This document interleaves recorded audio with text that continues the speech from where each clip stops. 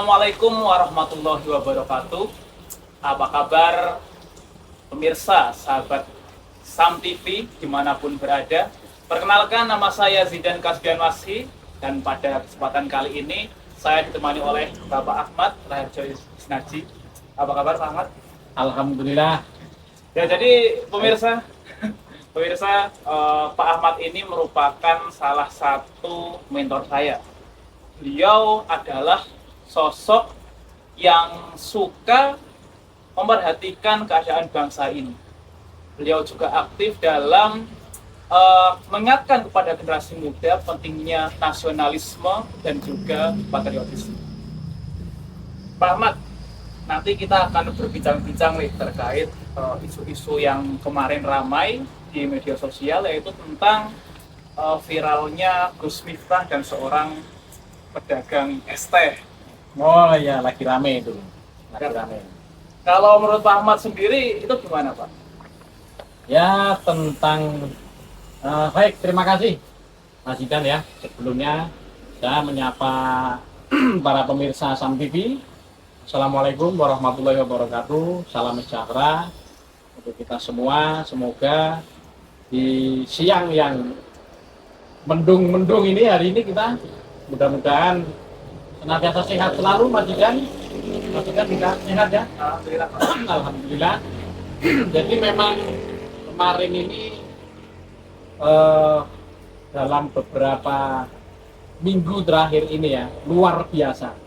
Yang namanya yang sedang viral sekali itu adalah Gus Miftah dengan seorang pedagang es teh.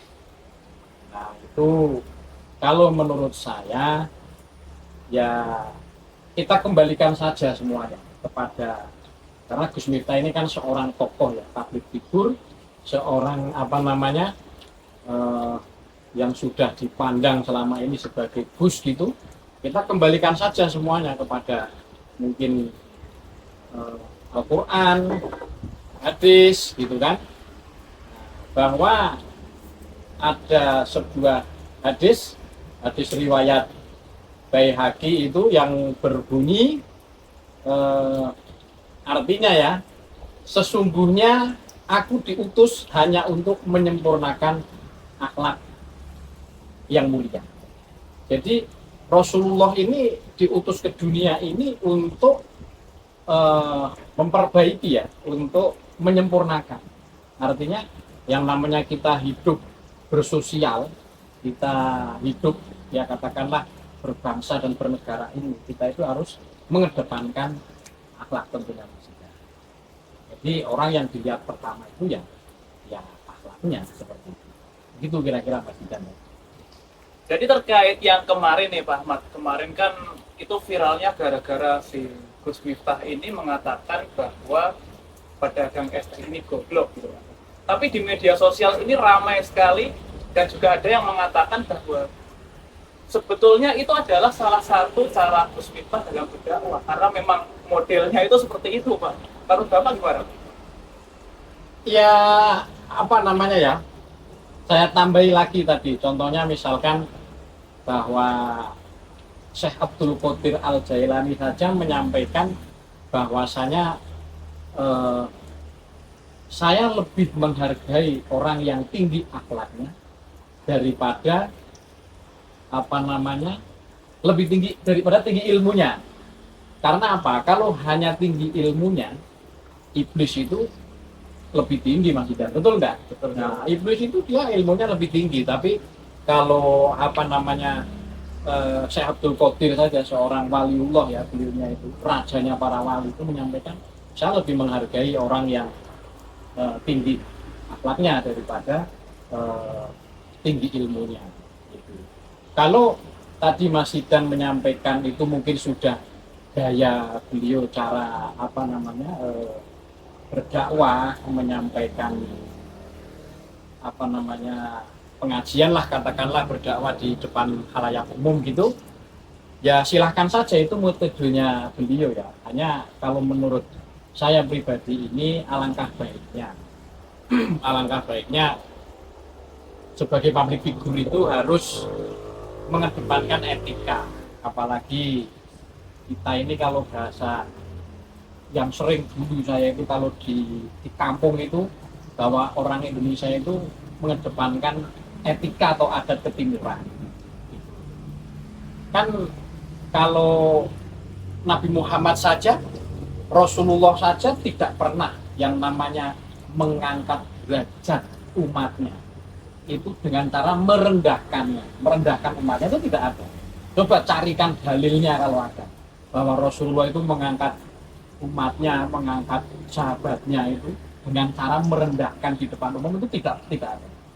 Saya maaf ya, saya ini bukan orang yang pinter, bukan orang yang baik atau ilmunya lebih tinggi, lebih pandai, akhlaknya lebih baik, tidak. Tapi kita ya hanya tadi yang disampaikan Mas Hidan lah, artinya kita ini sering melihat, kalau orang melihat itu katanya lebih pinter ya, orang nonton sepak bola gitu antara pemain sama yang nonton kan pinter yang nonton. Nah makanya kita ini kalau saya melihatnya ya lebih baik kita sebagai apalagi sudah public figure itu harusnya mengedepankan etika, jangan apa namanya sedikit-sedikit sudah di atas panggung itu tolol, goblok, nah seperti itu kalau menurut saya Mas Hidan. Ya Pak Ahmad, kalau saya pribadi saja kalau mendengar itu saya hatinya juga panas sebetulnya Pak. Cuman ada juga orang-orang yang mengatakan bahwa itu adalah salah satu cara Allah untuk mengangkat derajat pedagang ekstrak ini Pak. Pendapat Bapak gimana Pak? Nah seperti tadi Mas Hidan sudah saya apa namanya sampaikan ya ke Mas Hidan tadi bahwasanya coba cari satu dalil saja. Mana pernah Rasulullah mengangkat derajat sahabatnya, mengangkat derajat umatnya dengan cara merendahkannya di depan umum? Tidak pernah. Nggak ada. Bahkan Rasulullah itu tidak pernah menyampaikan, oh itu jamaah saya, itu murid saya, itu umat saya. Kalau menyampaikan umat pernah, oh umatku gitu. Tapi menganggap semua yang sejajar dengan beliau adalah sahabat. Itulah akhlak Rasulullah seperti itu. Ya mungkin kita memang tidak bisa lah sesempurna Rasulullah, kita tidak bisa karena Rasulullah itu tentunya kan beliaunya itu apa namanya manusia yang dijamin kesempurnaannya kan seperti itu. Jadi kalau menurut saya itu cara Allah mengangkat derajatnya Pak siapa itu namanya Sun Haji ya, Pak Sun Haji itu kalau menurut saya tidak benar juga. Walaupun kenyataannya memang dengan kejadian itu Pak Sun Haji sekarang ya jadi orang kaya bisa umroh gitu. Tapi bukan caranya seperti itu kan tidak mungkin juga Gus Miftah itu berniat saya mau menyampaikan goblok nanti biar diangkat derajatnya itu kan tidak mungkin seperti itu kan. Nah itu kalau menurut saya tidak. Ya kan ada sebuah kisah juga Mas Ida, kita sering mendengar lah seperti Syekh Abdul Qadir Jailani itu bertemu dengan seorang pemabuk itu bertanya kepada Syekh Abdul Qadir Al Jailani, ya Syekh, apakah mampu Allah merubah saya menjadi orang yang alim seperti Syekh? Seperti itu. Nah, Syekh Abdul Qadir menjawab, pasti mampu. Bahwa orang yang seperti kamu ini pemabuk, misalkan penjudi, apapun bentuknya, itu bisa mendapatkan hidayah untuk menjadi orang kaya. Tapi ketika pertanyaan yang kedua, apakah mampu Allah merubah Syekh orang alim itu menjadi pemabuk seperti saya? Nah, Syekh Abdul Qadir Jailani setelah itu langsung tersungkur, menangis. Karena apa? Orang itu ada waktunya, kita tidak tahu. Kita ini sekarang ibaratnya lagi di atas, disubio-subio orang lah, wah ini saya orang hebat ini, saya di panggung, pejabat pada datang ke rumah saya mobil banyak yang ngasih, motor banyak yang ngasih, pengen apa dikasih. Tapi kita tidak tahu nanti kapan derajat kita akan turun. Itu semuanya kan dari Allah kan seperti itu. Itu kira-kira Mas Bidang. Baik Pak, kalau Pak Ahmad sendiri nih lebih cenderung suka dengan pendakwah ataupun kiai ulama yang seperti apa? Ya Kalau secara saya pribadi itu lebih suka, lebih simpatik dengan ulama yang dakwahnya itu santun, lemah lembut, Mas Idan, kiai yang perkataannya tidak kotor. Loh saya itu dulu di kampung, ini orang desa Mas Idan saya itu dulu ngomong ibaratnya sedikit saja, katakanlah yang berbau binatang gitu ya. Orang tua saya itu langsung nempeleng saya langsung. Kamu kata-katanya. Nah, tapi saya tidak tahu kalau memang mungkin di suatu daerah lain yang saya sering mendengar ini, bukan hanya atas kejadian kemarin di Mirta saja, ulama-ulama muda mungkin yang sering tolol, bahkan mengatakan netizen tolol, tolol, bodoh, goblok. Nah, itu kalau menurut saya, kalau pribadi saya sebagai orang desa, orang kampung itu, wah itu ya kurang sopan santun. Jadi artinya saya lebih bersimpatik dengan ulama yang karismatik, tawadhu, jadi tidak suka mentolol-tololkan jamaah, menggoblok-goblokkan gitu kan. Nah, nanti ada saatnya kalau tahu-tahu dia tiba-tiba goblok di atas panggung. Nah, itu kan, iya. Jadi tentunya kita bisa menilai sebenarnya, Mas Didan. Wah, udah banyaklah pengalaman kita itu pepatah-pepatah lama ya. Contohnya padi itu semakin berisi semakin merunduk. Contohnya seperti itu. Ya, kita pasti memandang ya yang lebih tawadhu. Itu kalau menurut saya lebih seneng yang pengajian itu isinya bukan hanya asal guyon, ramai jamaahnya banyak, apa seperti Gus Bahak ya kemarin yang menyampaikan. Sekarang kok banyak yang pengajian itu mung angger jamaah oke, ning isinya ilmunya itu enggak ada. Gitu. Nah, jadi kalau menurut saya ya saya lebih memilih pengajian itu yang syarat dengan ilmu, bukan banyak guyonnya, apalagi udah di atas panggung sambil merokok. Waduh itu ya itulah monggo lah, itu penilaian masing-masing. Tapi kalau menurut saya pribadi, saya lebih ingin memilih ya yang santun lah, lemah lembut gitu, Mas. Kalau Pak Ahmad ini kenal pribadi nggak sih dengan Pak Gus Miftah ini? Saya tidak kenal dengan, maksudnya kenal dekat gitu ya. Saya alhamdulillah karena basic saya itu dari orang tua saya ini kan ya bukan kiai besar enggak, cuman hanya penghulu kepala KUA. Jadi dari dulu saya sering dibawa sowan-sowan kiai gitu. Banyak alhamdulillah saya kenal Gus, kenal banyak kiai gitu. Tapi kalau dengan beliau Gus Miftah itu saya tidak kenal dekat juga. Saya hanya tahu sosoknya saja, hanya tahu figurnya. Tapi ke pengajian beliau pun saya juga belum pernah. Jadi ya hanya sebatas tahu di medsos saja. Gitu, Mas. Kemarin kan ramai sekali baik di TikTok, di Facebook, di Instagram itu kan videonya viral sekali.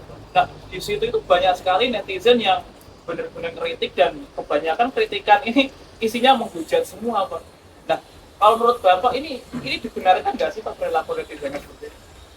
Ya kalau menurut saya ini namanya kita hidup di dunia sekarang ini yang serba terbuka ya. Sedikit-sedikit viral, sedikit-sedikit masuk medsos. Pokoknya bahkan maaf Mas Didan, kita agak melenceng ini ya. Ada itu kalau hukum ya, no viral no justice kan Ya, gitu. betul sekali. Jadi ya memang kita harus berhati-hati, itu yang pertama. Di media sosial ini kita harus berhati-hati. Kalau kita menghujat itu menurut saya kurang baik. Karena apapun bentuknya, seperti tadi yang sudah kita bahas tadi ya. Dengan ini kita anggap diskusi gitu Mas Didan. Jadi al insanu mahalul khotok manusia. Manusia itu adalah tempatnya salah dan benar. Jadi maaf, artinya kesalahan sebesar apapun, asal itu bukan syirik ataupun durhaka kepada orang tua, Allah itu memaafkan. Dan itu kan dalam Al-Quran, ayat al-insanu ma'al khotok wa nisyan itu, manusia itu tempatnya salah dan lupa. Artinya ya mungkin pada saat itu Ya seperti tadi Mas Jidan bilang, itu sudah gaya beliau. Karena kebablasan, Iya, ngomong, kebablasan, goblok. Jual, ya kono ndak dolen goblok. Nah, itu ya. Kita sebagai manusia biasa juga belum tentu kita juga ini orang baik kan gitu. Ya kita yang penting menyikapi saja. Tapi jangan menghujat. Kalau kita mengkritik ya kita mengkritik yang membangun, yang konstruktif lah. Seperti itu kira-kira. baik. Pertanyaan terakhir nih Pak Ahmad. Dari kejadian kemarin nih, kira-kira hikmah apa yang bisa kita ambil dan sebaiknya itu kita gimana sih Pak menyikapi hal ini? Nah, kalau untuk hikmah ya, mungkin pelajaran buat kita. Kita agar menjaga sikap. Kita menjaga sikap, bertutur kata yang baik, baik pendakwah maupun kita dalam kehidupan sehari-hari. Kita harus apa ya? Ya sopan santun lah, kita beretika kepada siapapun, kepada siapapun. Jadi kalau hikmah yang bisa kita ambil, ya sebenarnya banyak. Contohnya, Allah itu akan mengangkat derajat seseorang. Itu hanya hitungan detik kan. Seperti Pak Sun dalam ini, Sun Haji ini, Pak Sun Haji ini, kan dia diangkat derajatnya. Walaupun itu bukan dalam kesengajaan ya, bukan cara dengan kesengajaan, itu diangkat derajatnya. Nah, ada satu kisah lagi Mas Jidan. Jadi hikmah-hikmah itu, contohnya Allah itu memberi hidayah kepada seorang pelacur. Pada seorang pelacur hanya karena memberi minum seekor anjing, pakai sandalnya itu dikasih minum, nah Allah memberi hidayah. Jadi makanya kita tidak boleh sombong saat kita di atas. Kita tidak boleh merendahkan siapapun, walaupun itu hanya seorang pedagang. Kita tidak tahu. Kalau menurut saya, maaf ya, Pak Sun Haji hanya seorang pedagang es, itu menafkahi keluarga dengan keringat hujan seperti itu, daripada menjual agama tentunya, betul nggak kayaknya? Iya kan? Nah, dia mungkin tahu satu ayat, ramah di mana-mana, banyak guyon, banyak jamaahnya. Dia asal berani ngomong, diundang pejabat ke sana, pasang tarif. Derajatnya tinggi mana dengan menjual es, dengan keluar keringat, dengan kehujanan? Ya kan?